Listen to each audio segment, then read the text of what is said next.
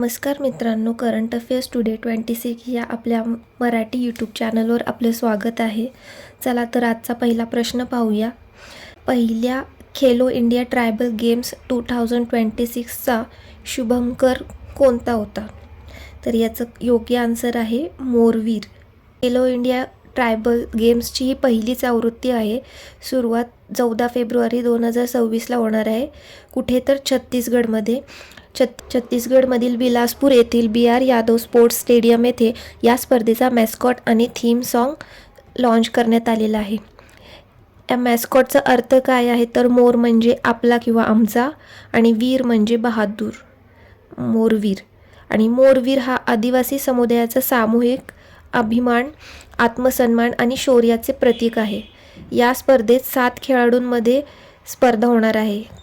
तर कोणती तर तिरंदाजी, ॲथलेटिक्स, फुटबॉल, हॉकी, कुस्ती, जलतरण, भारोत्तोलन हे खेलो इंडिया ट्रायबल गेम्सचे विशेषतः आदिवासी खेळाडूंकरिता समर्पित आहे. या स्पर्धेत अव्वल स्थान मिळवणाऱ्या खेळाडूंना 8 वर्षासाठी दरवर्षी 5 लाख रुपयाची शिष्यवृत्ती दिली जाणार आहे. तर हे लक्षात ठेवा, इम्पॉर्टंट प्रश्न आहे. पुढील प्रश्न पाहूया. RVNL म्हणजेच रेल विकास निगम लिमिटेडचे नवीन अध्यक्ष व व्यवस्थापकीय संचालक कोण आहेत? तर याचं योग्य आन्सर आहे सलीम अहमद. तर RVNL रेल विकास निगम लिमिटेड ही संस्था रेल्वे मंत्रालयाच्या अंतर्गत येणारी PSU म्हणजेच सार्वजनिक क्षेत्रातील उपक्रम आहे. ह्याची स्थापना 2003ला झालेली आहे. आणि हे काम काय करते तर नवीन रेल्वे लाईन टाकणे, गेज परिवर्तन म्हणजे काय असतं नेमकं तर रेल्वे रुळांमधील 2 रुळांमधील अंतर बदलणे म्हणजे हा गेज परिवर्तन, विद्युतीकरण इत्यादी कामे करणे. तर हे लक्षात ठेवा. प्रश्न पाहूया. तर भारतात राष्ट्रीय सुशासन दिवस कधी साजरा केला जातो? तर याचं योग्य आन्सर आहे 25 डिसेंबर. तर भारतामध्ये दरवर्षी 25 डिसेंबर हा दिवस गुड गव्हर्नन्स डे म्हणून साजरा केला जातो. हा दिवस भारताचे माजी पंतप्रधान अटल बिहारी वाजपेयी यांच्या जयंतीनिमित्त आपण साजरा करतो. ह्याची सुरुवात ही 2014 पासून झालेली आहे. भारतामध्ये सुशासन म्हणजेच गुड गव्हर्नन्सच्या तत्वांना प्रोत्साहन देण्याचं हे उद्देश आहे.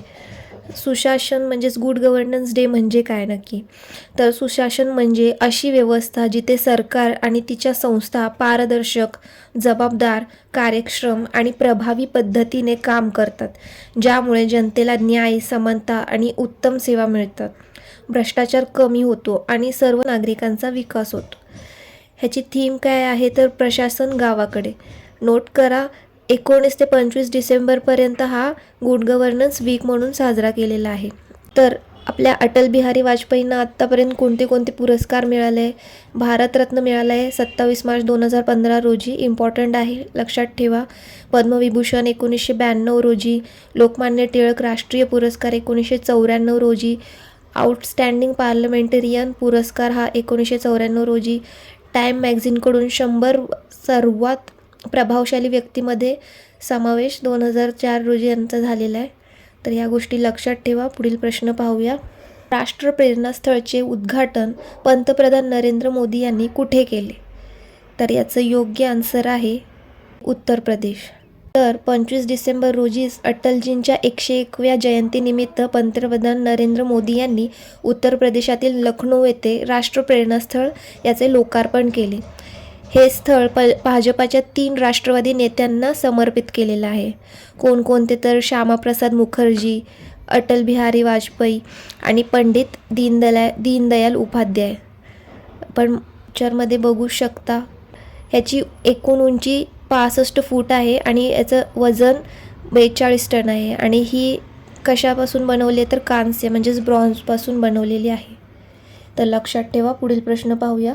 तर धनुयात्रा महोत्सव कोठे आयोजित केला जातो? तर याचं योग्य आन्सर आहे ओडिशा. धनुयात्रा महोत्सव हा ओडिशामध्ये साजरा करतात. कालावधी 24 डिसेंबर 2025 ते 3 जानेवारी 2026 पर्यंत हा चालणार आहे. एकूण 11 दिवस चालणार आहे हा महोत्सव. हा महोत्सव भगवान श्रीकृष्ण आणि त्यांचे मामा कंस यांच्या कथावर आधारित असून तो जगातील सर्वात मोठा ओपन एअर थिएटर मानला जातो. सुरुवात कोठे झाली तर ओडिशातील बरगड शहरात झालेली आहे. आणि हा महोत्सव वाईटांवर चांगल्याच्या विजयाचे प्रतीक आहे आणि याला भारत सरकारकडून राष्ट्रीय उत्सव असा दर्जा देण्यात आलेला आहे. तर लक्षात ठेवा. पुढील प्रश्न पाहूया. पापा पगली प्रोजेक्ट कोठे लॉन्च करण्यात आलेला आहे? तर याचं योग्य आन्सर आहे गुजरात. पापा पगली प्रोजेक्ट ही गुजरात सरकारची युनिसेफ इंडिया यांच्या सहकार्याने चालवली जाणारी एक शैक्षणिक पहल आहे. हा प्रोजेक्ट गुजरातच्या दाहोद जिल्ह्यातील अंगणवाडी केंद्रामध्ये सुरू करण्यात आलेला आहे. यामागचं उद्दिष्ट काय आहे तर 3 ते 6 वर्षांच्या मुलांसाठी अंगणवाडी केंद्रामध्ये खेळांवर आधारित शिक्षण मजबूत करणे, म्हणजे खेळता खेळता शिकवणे. यामुळे काय होईल तर मुलांचा आत्मविश्वास वाढेल, शिकवण्याची क्षमता सुधारेल आणि ड्रॉपआउट दर कमी होईल. तर लक्षात ठेवा. पुढील प्रश्न पाहूया. रोलिंग बजेट स्वीकारणारे भारतातील पहिले राज्य कोणते ठरले? तर याचं योग्य आन्सर आहे मध्य प्रदेश. मध्य प्रदेश सरकारने 2026-27 पासून रोलिंग बजेट प्रणाली लागू करण्याचा निर्णय घेतलेला आहे आणि या प्रणाली अंतर्गत सलग 3 आर्थिक वर्षासाठी सूचक बजेट अंदाज तयार केले जाते. सध्या जो बजेट सादर केला जातो तो फक्त 1 वर्षासाठी असतो, परंतु आता काय करणार आहेत तर 2026-27 पासून 3 वर्षासाठी बजेट सादर केले जाईल आणि गरजेनुसार त्यात सुधारणा करणार आहेत. रोलिंग बजेट प्रणाली लागू करणारे मध्य प्रदेश हे पहिले राज्य ठरलेले आहे. त्यात जाणून घेऊ रोलिंग बजेट म्हणजे नेमकं काय. तर मगाशीच बघितलं आपण, फक्त 1 वर्षाचं बजेट न करता पुढील 3 आर्थिक वर्षासाठी अंदाजित बजेट तयार केले जाणार आहे आणि दरवर्षी ते अपडेट करणार.